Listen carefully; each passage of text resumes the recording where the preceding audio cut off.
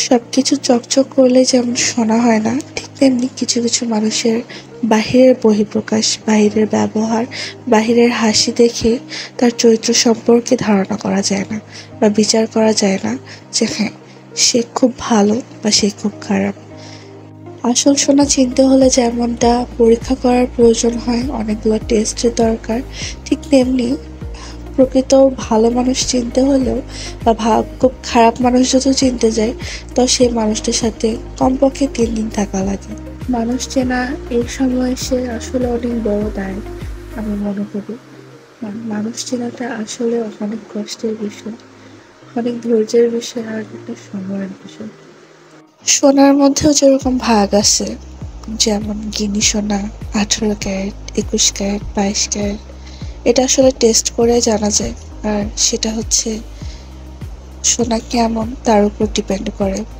ঠিক তেমনি মানুষও মানুষও কেমন, তার চরিত্র কেমন, তার ব্যবহার কেমন, তাকে লাইফে না নিয়ে আসা পর্যন্ত, তার সাথে কিছু বছর না কাটানো পর্যন্ত আসলে বোঝা যায় না যে মানুষটা আসলে কত ক্যারেটের মানুষ, বা তার ব্যবহারটা আসলে কোথায় নিয়ে যায় নিজেকে, আসলে এটা ধারণা করা যায় না।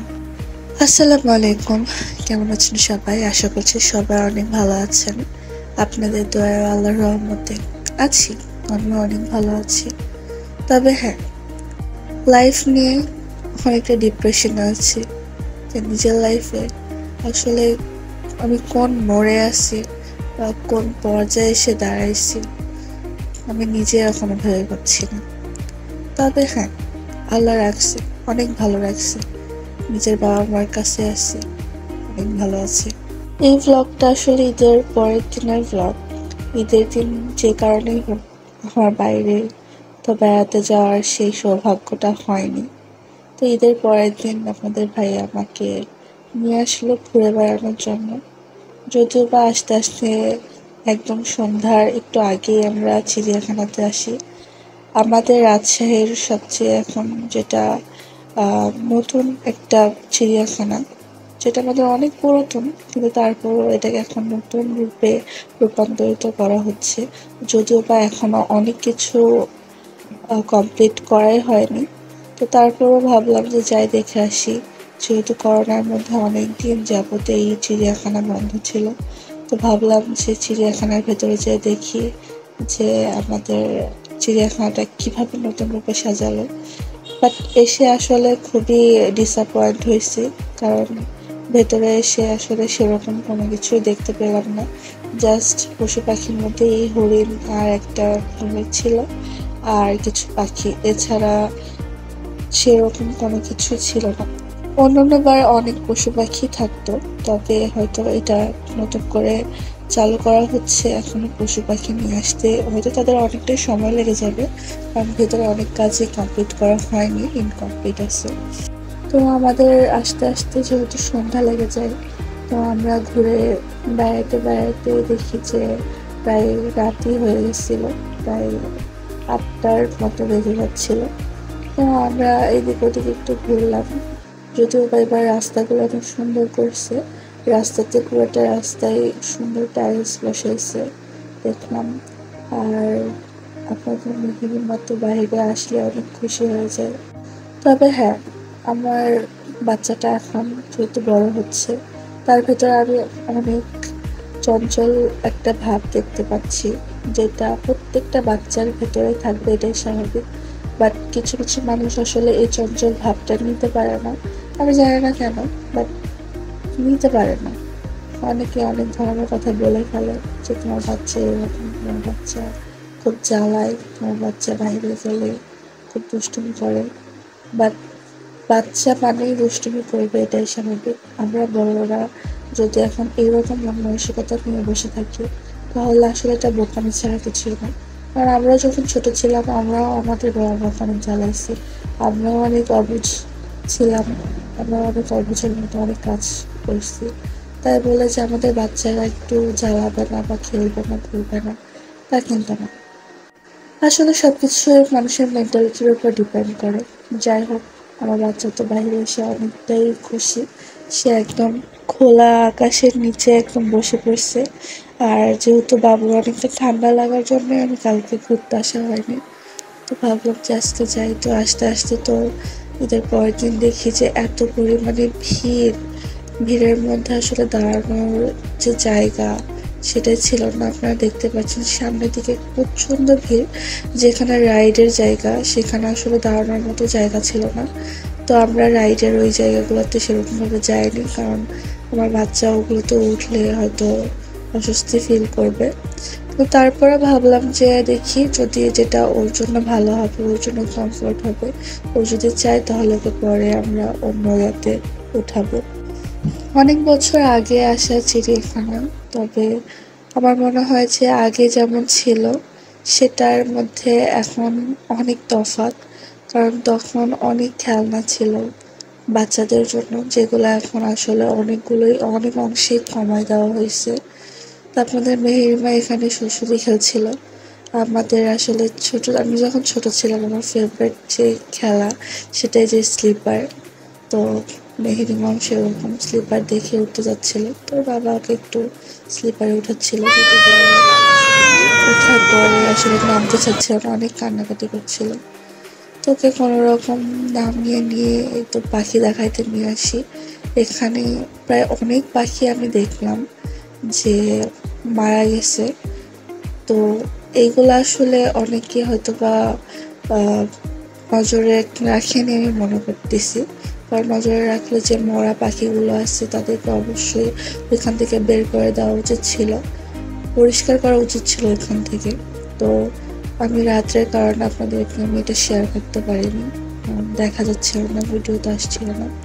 আর এখানে আপনাদের মেহিরমা এখন জেদ করছিল যে ও ঘোড়ার গাড়িতে উঠবে, বাট উঠার পরে শেষে আমাকেই কোলে করে নিয়ে ঘোরা লাগে। আসলে ওইটা তো উঠার পরে আমার নিজেরই শরীর অনেকটা খারাপ হয়ে যায়, পরে তাড়াতাড়ি করে নেমে পড়ি।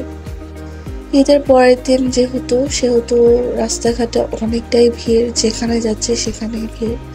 আর গতবার যখন আসছিলাম তখন আমরা এইটাতে উঠছিলাম, আর তখনকার সময়গুলো আসলে অনেক ভালো ছিল। বাট এখন আসলে দিন দিন কেমন যেন হয়ে যাচ্ছে, নিজের লাইফ, নিজের যে ভালো লাগা, ভালো থাকা সব কিছু এখন অন্যের জন্য হয়ে যাচ্ছে।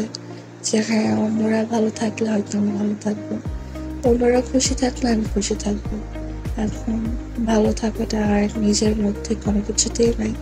এখন সব কিছুই যদি বলেন যে বেঁচে থাকা, সেটাও অন্যের জন্যই। কারণ আজকে যদি আমি বেঁচে থাকতে চাই, খুব জোর করে যদি হয়, যদি বেঁচে থাকতে চাই, তো আমার এই মাসুম বাচ্চার জন্য। আমি চাইবো না যে আমার বাচ্চাটাকে রেখে আমি চলে যাই অল্প বয়সে, তাহলে আমার বাচ্চাটাকে দেখার মতো কেউই থাকবো না। আমি চাই না যে সে মা হারা হোক কোনোভাবেই। তো ভেতরে অনেকক্ষণ ঘুরলাম, ভালোই লাগলো। আর এইখানে যে একটা ঘোড়া দেখছেন, একদম এই ঘোড়াটা আমার কাছে খুবই ভালো লাগছে। তো আপনাদের ভাইয়াকে একটু বললাম যে তুমি আমাকে একটু ভিডিও করে দাও, যদিও বা আমি নিজের ভিডিও নিজেই করতেছি আপনাদেরকে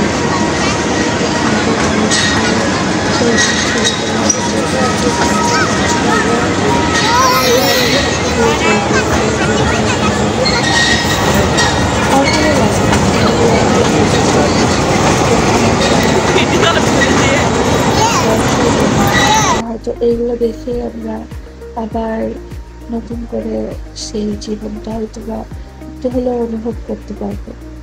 তা আমি চাচ্ছিলাম যে এগুলো ছোট ছোট স্মৃতিগুলো রেখে দিতে, আপনাদের যে মেহেরিমা ছোটবেলায় কি কি করছে না করছে এগুলো স্মৃতি আমি রাখার জন্য সুন্দর করে ছোট ছোট ভিডিও করে আমি এগুলো আপলোড করছি। আসলে মেহেরিমা আমি মনে করি একদিকে অনেক লাকি যে সে এমন একটা সময় জন্মগ্রহণ করছে যেখানে সে প্রত্যেকটা মুহূর্ত, প্রত্যেকটা সেকেন্ডটাকে আমি ক্যাপচার করতে পারছি, তাকে এই স্মৃতিগুলো তার আমি জমা রাখতে পারতেছি।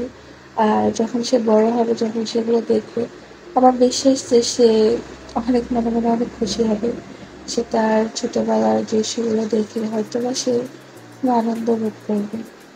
আপনাদের ভাইয়া যদিও বা ভিডিও করতে পারে না বা ভিডিও করতে পছন্দ করে না, তো সেরকমভাবে ওর ভিডিওটা পরে দিতে পারছিল না, তো জাতামাতা করে যা পারছে আমাকে ভিডিও বানাই দিছে।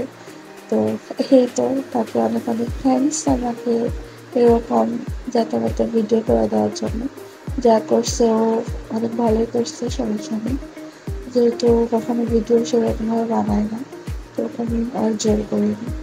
তো রাত যেহেতু হয়ে যাচ্ছিল, তো ভাবলাম যে বের হয়ে যাই। তো বের হওয়ার পথে আপনাদের মেহিমাকে আমি কিছু খেলনা কিনে দিলাম। আর এখানে অনেক খেলনার দোকান বসছিল, আর যেহেতু অনেক পানির পিপাসা লাগছে, তো ভাবলাম যে দুটো শরবত খেয়ে তারপর এখান থেকে রওনা দিই। তারপর রওনা দিয়ে চলে গেলাম মুক্ত মঞ্চে। আর মুক্ত মঞ্চে যে আমার ফেভারিট যে খাবার, সেটা হচ্ছে মুড়ি মাখা। তো এই আড্ডিটার মুড়ি মাখা আমার খুবই পছন্দ। তো আমি এখান থেকে মুড়ি মাখা কিনে নিয়ে হতো। আর দেখতেই পাচ্ছেন ঈদের পরের দিন মানে যে পরিমাণে জ্যাম, আসলে এটা ধারণার বাহির। তারপর মুড়ি খেয়ে আমরা চলে গেলাম, এখানে গরম গরম চপ ভাত ছিল, অনেক ধরনেরই ভাজা পোড়া ছিল। তো আমি খাওয়ার ভিডিওটা করতে পারিনি, কারণ আপনাদের মেহির মতো আসে আমাকে জানানোর জন্য। তো বাসায় যেহেতু আসা অনেকক্ষণ হয়ে গেছে, তো ভাবলাম যে আর দেরি না করি, আর লাস্টে মুহূর্তেই ফুচকাটা খাই। আসলে ফুচকাটা খেতে যে আসলে এতটা খারাপ এক্সপিরিয়েন্স ভাবতে পারিনি। ফুচকাটা আমার একদমই ভালো লাগেনি। যাই হোক, কোনোরকম চাপাচুপি দিয়ে খেয়ে চলে আসি। আর এই ছিল আমাদের ঈদ ব্লগ। কেমন লাগলো অবশ্যই জানাবেন, আর ভুল ত্রুটি হলে অবশ্যই ক্ষমা দৃষ্টিতে দেখবেন। আল্লাহ হাফেজ।